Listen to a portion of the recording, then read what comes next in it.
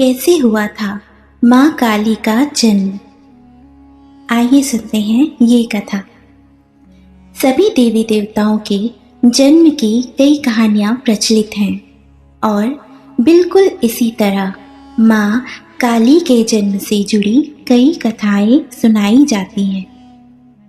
उन सभी कथाओं में से एक कहानी है जो सबसे ज़्यादा प्रचलित है। बात उन दिनों की है जब एक शक्तिशाली राक्षस दारुण का अत्याचार तीनों लोकों में बढ़ गया था। तीनों लोकों में सभी इससे बहुत परेशान थे। सारे देवता दारुण के हाथों मात खा चुके थे। दारुण को वरदान मिला था कि उसकी मृत्यु एक स्त्री के हाथों ही हो सकती है।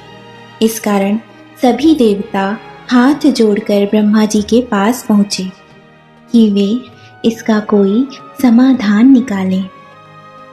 इसके बाद ब्रह्मा जी ने एक स्त्री का रूप लिया और दारुण से युद्ध करने चले गए, लेकिन वो भी इस असुर को हरा नहीं पाए। अंत में सभी देवता ब्रह्मा जी के साथ भगवान शिव के पास गए और उनसे प्रार्थना की कि वे कुछ करें। सभी की प्रार्थना सुनने के बाद शिव जी ने मुस्कुराते हुए माता पार्वती की तरफ देखा। उनका इशारा समझते हुए माता पार्वती ने अपनी शक्ति का एक अंश निकाला। वह एक चमकता हुआ तेज था जो देखते ही देखते भगवान शिव के नीलकंठ से होते हुए उनके शरीर में प्रवेश कर गया। इसके बाद भगवान शिव ने अपनी तीसरी आंख खोली और तीनों लोग थर थर कांपने लगे।